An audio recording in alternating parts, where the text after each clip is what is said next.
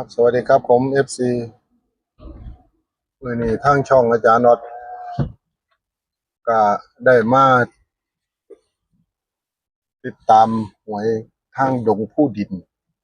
ได้ยินตั้งแต่เขาว่าสมัยแต่ก่อนเคยมานั่งอยู่ตั้งแต่ก่อนโควิดเคยมาเที่ยหนึงตั้งแต่ตอนนี้ก็จนลืมทางละมาก็บ่ถึง FC เอ้ยเบิ่งเนี่ยสิมาติดตามให้เป็นจังไดคือเก่าคือหลังบ่ยังขังอยู่คือเก่าบ่นี่ล่ะทางเขาดงผู้ดินศาลเจ้าพ่อดงผู้ดิน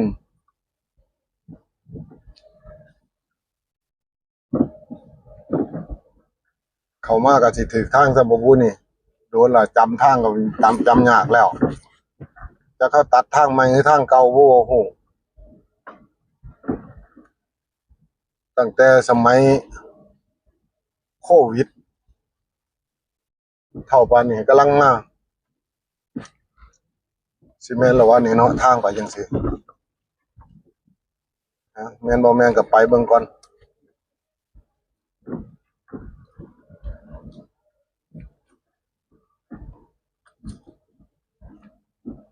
ป่าร่มรื่นขนาดเลยวิวข้างทางร่มรื่นขนาดเลยว่า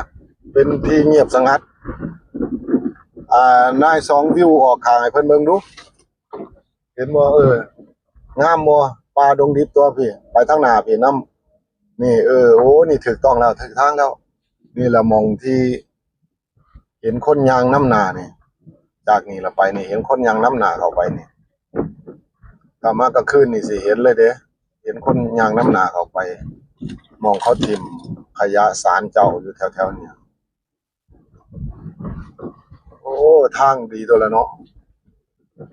แปลนเหรอตะกี้เขามาโอ้โห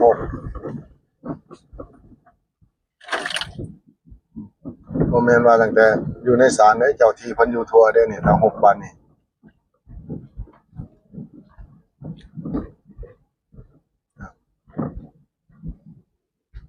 นี่เคย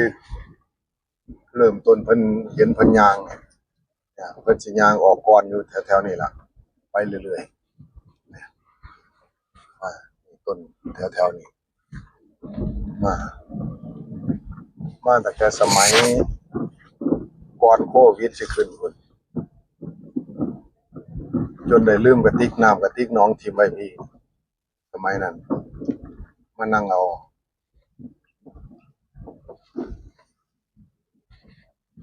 เห็นบ่เพิ่นทางเข้ามาโอ้เขาบ่แม่นมีพระมีหยังเพิ่นมาจำศีลแล้วติตะกี้บ่มีหยังเลยเด้ฮอดแล้วฮอดเขตเพิ่นอยู่แล้วฮอดเขตศาลเจ้าพ่อดงภูดินแล้วมื้อนี้เดี๋ยวสิให้นายลงขอโชคขอลาภนำเพิ่นให้น้องดุกดิกลง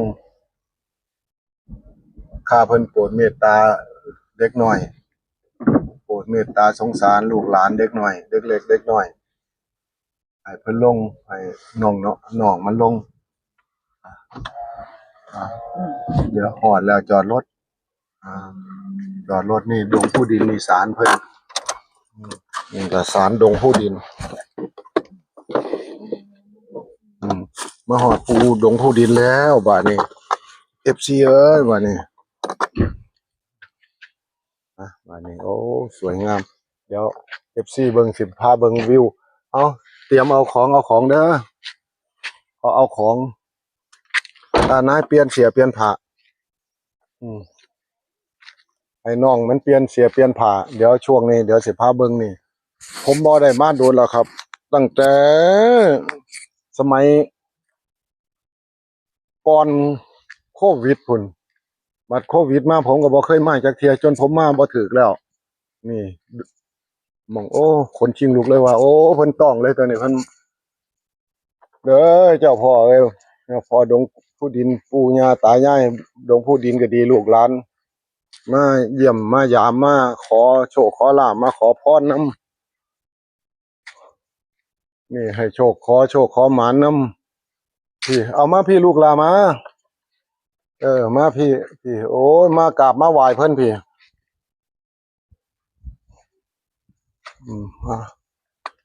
นี่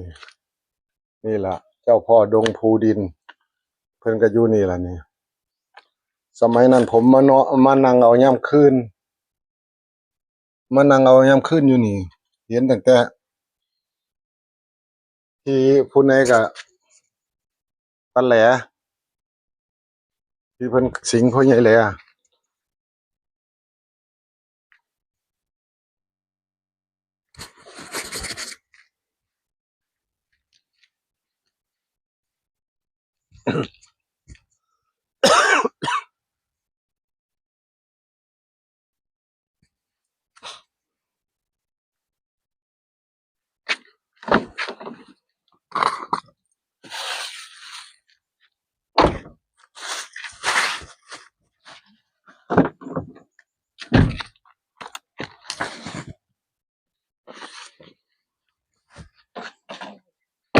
ไปพูดมองศาลมองเพิ่นอยู่พุ่นมองศาลเพิ่นอยู่อันนี้ทั้งศาลาอันนี้ศาลาอย่าตูดตีนหลายยกแน่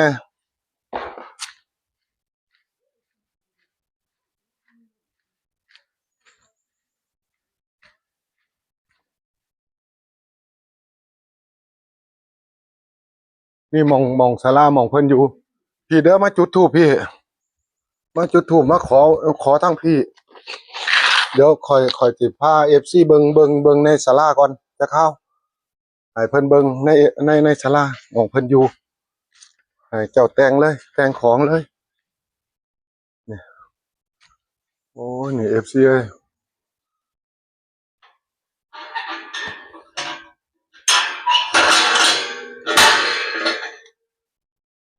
เดี๋ยวพา FC เข้าไปเบิ่งโอ้ย FC เอ้ยปู่ย่าตายายเพิ่นอยู่นี่เบิดนี่เห็นบ่นี่สาธุสาธุโอ้นี่โอ้ยเขามาขอทั้งพี่ตัวนี้เท่ายายพี่เขามาขออยู่พี่เอาขึ้นมาทั้งพี่เลยมาขอพี่เลยมาขอทั้งศาลาเลย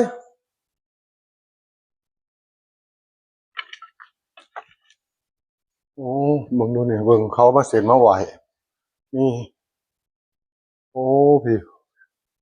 โอ้ยแสดงว่ามีคนมานอนเอาอยู่นี่โอ้ยสาธุสาธุสาธุเอาพุ่นก็เอาหม่องศาลหม่องเพิ่นอยู่เลยก็ได้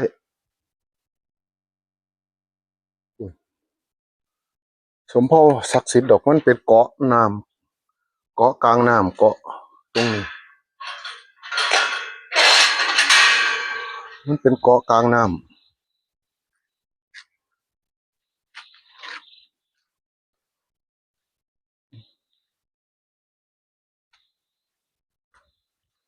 แต่งขึ้นมันผิดคนไม่มาแม่เบิ่ง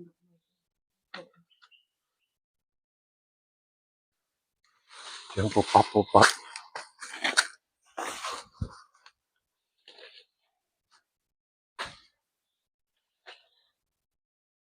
ยังบ่เข้าไปนั่งใกล้ๆอีก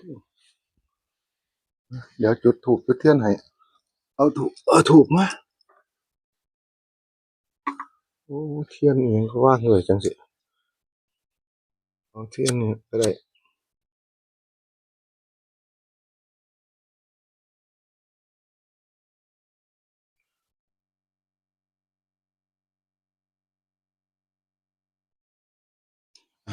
มาอันไหนเอาอันนั้นมาเอาถูกมาเนาะรับรองเจ็ดเก้าเจ็ดดอกนี่อยู่นี่ก็มีถูกเยอะแยะว่าอยู่ดีกว่าเอาถูกเพราะว่าดีกว่าถูกอันนี้บ่อันนี้ถูกคือสิบ่เหมือนมันจะกลับแบบ สิ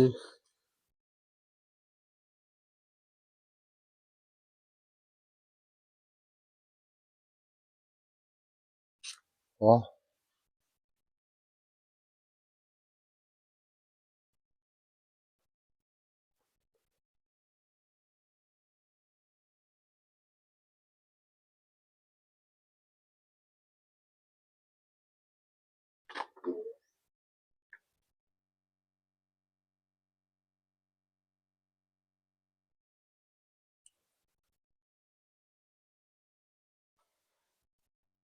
เอาเอาน้ำมาเอาน้ำแดงมาใส่หลอดดูดเอามาเปิดเดี๋ยวนี้ลูกเออ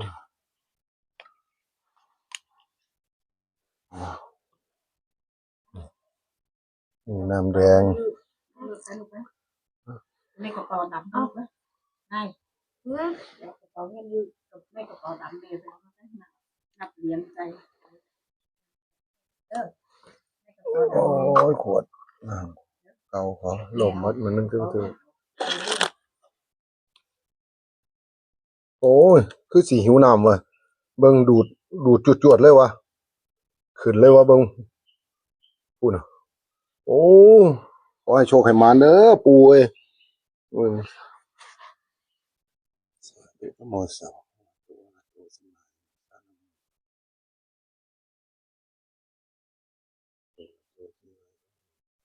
สาธุสาธุเด้อเจ้าพ่อดวงผู้ดินมื้อนี้ลูกหลานทางช่องอาจารย์ออดพาเฮงมาขอโชคขอลาภนำขอเลขท้ายรางวัลที่หนึ่งงวดวันที่1มีนาปี69นี่ขอให้เจ้าพ่อดวงผู้ดินโปรดภายลูกหลานขอให้ FC ทางช่องเขามีโชคมีหมานสุขหูสุขคนมื้อนี้ลูกหลานได้นำน้ำดื่มมาถวายมีน้ำแดงมาถวายลูกหลานก็เคยมาตั้งแต่โดนแล้วล่ะ4-5 ปี6ปีผ่านมาแล้วมื้อนี้ลูกหลานเลยได้ผ่านมาอีกลูกหลานก็เลยได้ผ่านมาขอโชคขอลาภนำเจ้าพ่อดวงผู้ดินแห่งนี้ขอให้เมตตาปราณีลูกหลานเด้อลูกหลานสิให้ ร่างกุมารน้อยของน้องดุกดิกลงเข้าจิตสัมผัสของน้องดุกดิกเบิ่งว่าสิให้ตัวไหนออกปากบอกลูกหลานเบิ่งดูลูกหลานบอกโดนแล้วเบิ่งของก็ล่มก็อันนี้เบิดตั้งขึ้นให้ยองดอกไม้ดอกไม้สาธุเด้อบัดนี้เอาเงินใส่ให้นั่งดีๆเอาโทรศัพท์ออกไว้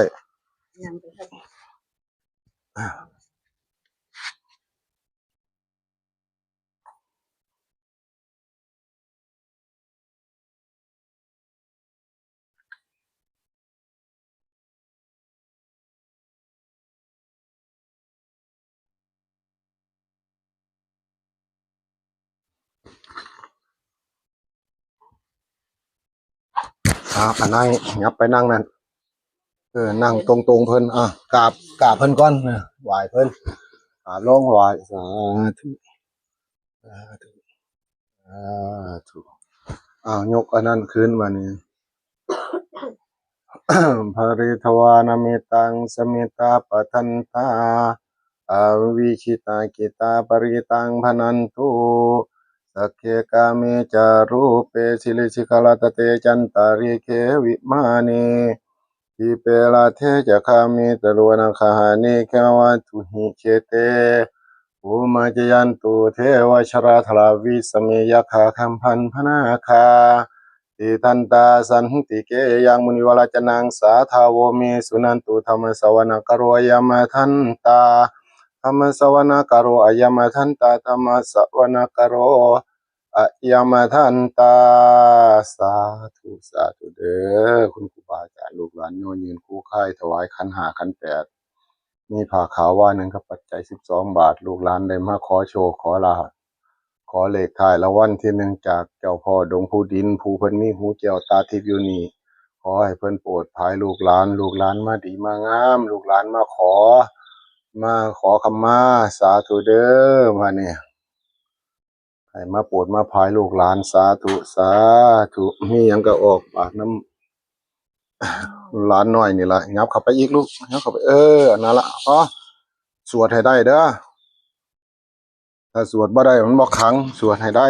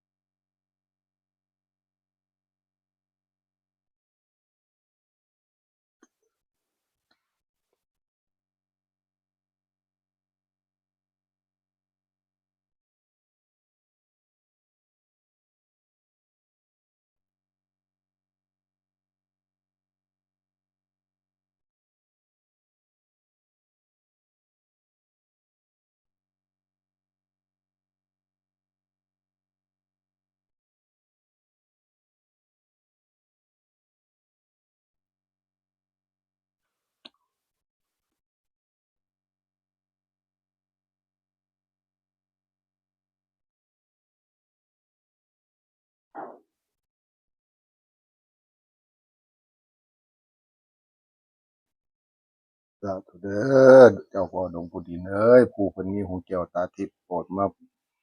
าภายลูกหลานน้อยเด้อให้สิบบันสหาบ้านลือสาธุสาธุ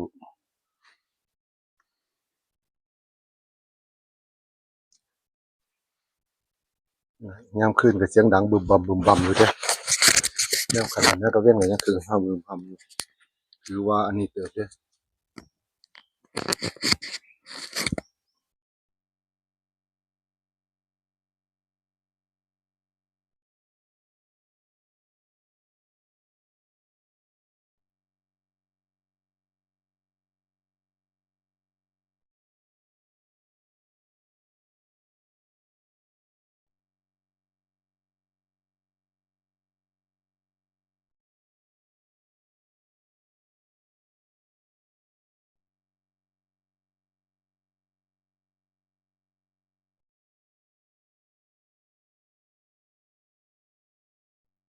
บอกให้แม่นๆเด้อผู้โปรดภายหลานน้อยเอาให้มันแม่นๆ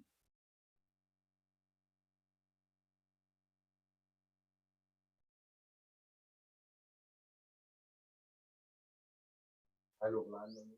มาใส่